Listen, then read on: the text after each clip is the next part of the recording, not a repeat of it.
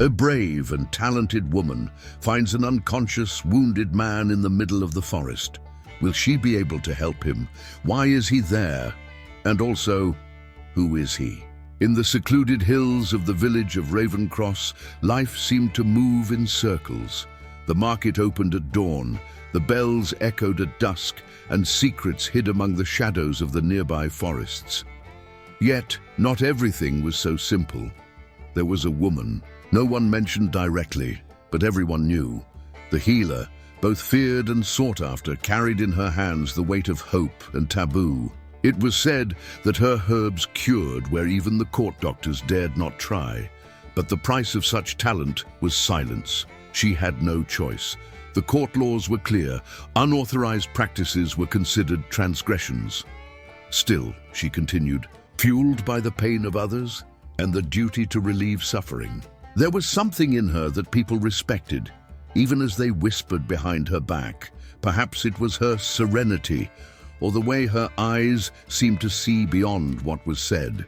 The poor sought her in the dead of night, bringing wounds, fevers, and whispered pleas, while she worked in her small cabin, far from the watchful eyes of the guards. To the authorities, the village was just another distant dot on the map, irrelevant to the great interests of the nobility.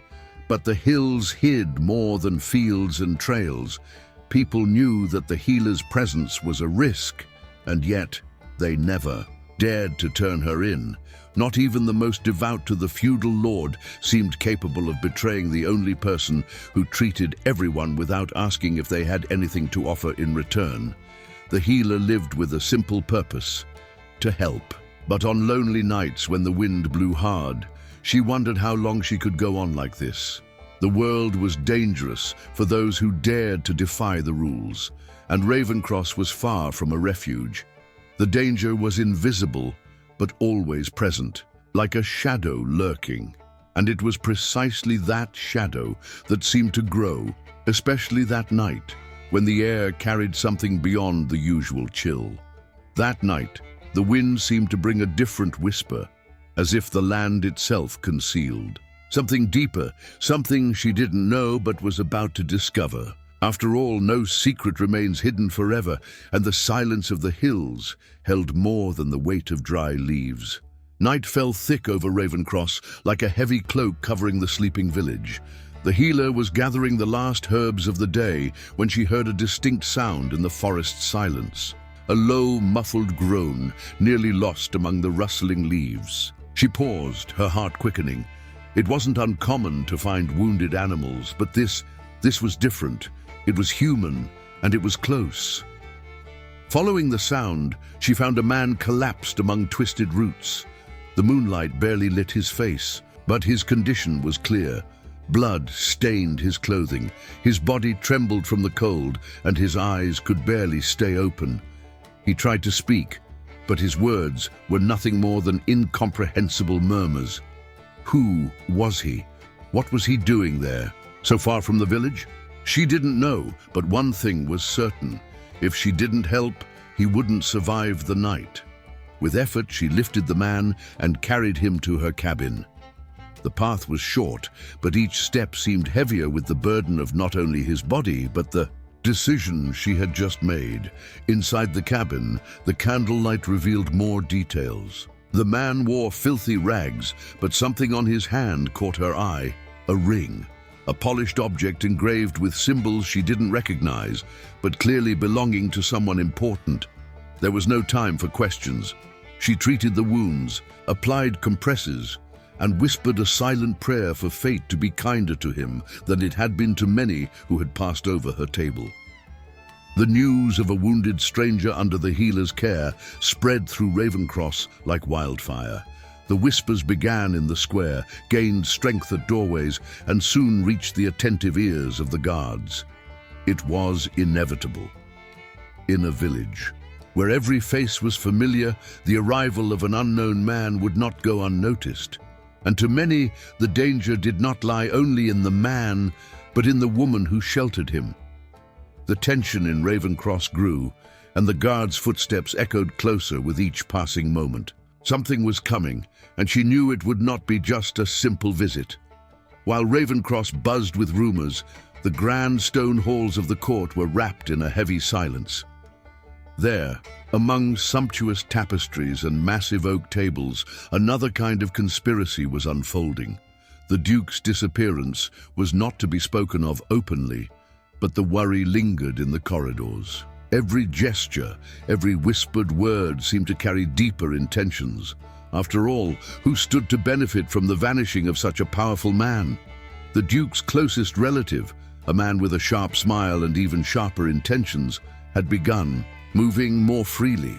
With no proof that the Duke was alive, he assumed control of the lands and strengthened his alliances, especially with the head of the royal healers, a figure as respected as he was feared. Together, they manipulated the narrative, feeding doubt and consolidating power over the missing Duke's territories. But the court's corridors had ears. Guards whispered about the Duke's absence and how it conveniently aligned with the rise of his relative. Few dared to question it openly, but suspicion grew. The head of the healers, with his air of sanctity and spotless hands, made sure to remind everyone that the court's stability depended on order, not stories about a lost man. Everything seemed orchestrated for a single purpose, to ensure no one questioned the new balance of power. But amid this forced calm, small signs of resistance began to surface, like cracks in a long-standing wall. And then, from Ravencross, rumors began to arrive. A stranger found near the borders, a wounded man, treated in secret. The stories spread from mouth to mouth until they reached the right ears. Morning arrived in Ravencross with a cold that cut like thin blades. The healer knew something had changed. The gazes of her neighbors, once discreet, now lingered, full of doubt. The guards came at noon, their spears gleaming under the pale sun and faces unreadable. There was no outcry, only the heavy sound of boots at her cabin door. They didn't ask questions nor wait for explanations. She was taken away, the unconscious man left behind like a burden no one wanted to carry. The path to the court felt endless, each step weighed down not only by the body she once bore, but by the consequence of the choice she had made. Among the guards, no one dared look directly at her. Still, the healer knew there were eyes in the village that felt her absence with sorrow. There were also those who felt relief. Fear had a peculiar way of shaping decisions. Who had betrayed her secret? At the court, the room where she was placed felt more like a cell than a hall for judgment. The scent of damp stone and ancient wood surrounded her, and the voices beyond the door were muffled but restless. The healer held herself upright, even though the chains at her wrists were heavier than they should have been. She knew she would not be heard, not there, where laws mattered more than people. But somewhere a spark of hope remained. The courtroom was filled with stern figures and hushed voices. The air carried the weight of authority, and every word spoken sounded more like a verdict than an opinion. The healer stood tall, her hands still marked by chains, but her gaze remained steady. The court's official accuser began his questions, cold and calculated, but she knew that nothing she said would matter. Her defense was no one's priority. The accusations revolved around the same questions. Why had she disobeyed the law? Why risk the village's order for a stranger? But then, something disrupted the rhythm of the trial. A guard entered hastily, bringing an object that sparked murmurs across the room. The ring found on the wounded man's finger. The piece was polished gold, bearing a crest that many in the room recognized, though they tried to hide it. The head of the royal healers, who until then watched everything with a satisfied smile, went still for a brief moment. It was as if that ring carried the weight of a mountain. The judge, upon inspecting it, raised his eyebrows. Everyone knew what that crest meant. It belonged to the house of the missing duke. The questions ceased, and the room fell into a silence louder than any argument. The healer, though confused by the reaction, realized that the small object carried meaning far beyond what she had imagined. She looked around, trying to understand what might change because of it. The man in her cabin wasn't just a stranger, he carried something that placed everyone in that courtroom at risk.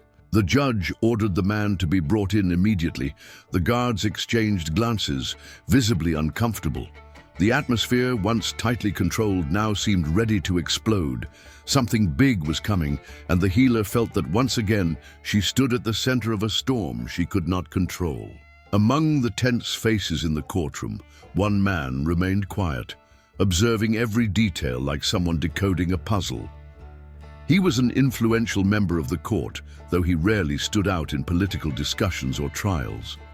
However, the mention of the crest and the sudden stir that followed awakened something in him.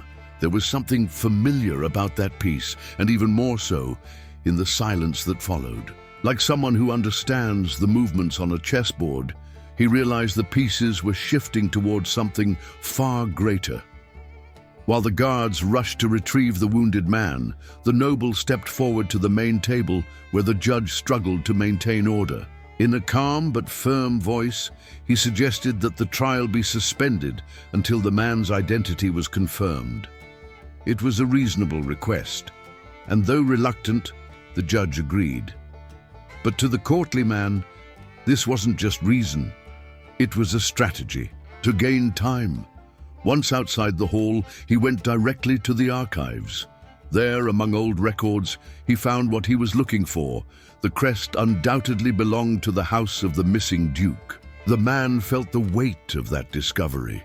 More than that, he knew this was no coincidence. The duke's condition had been orchestrated by someone. The connections were too dangerous to ignore. In the court's corridors, he overheard the growing whispers.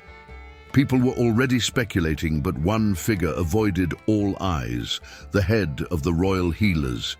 He was restless, like a cornered animal, but still clung to the surface of authority. For the attentive observer, however, this only confirmed suspicions. The chief knew more than he admitted, and that placed everyone under suspicion. Back at the trial, the atmosphere was heavy with anticipation.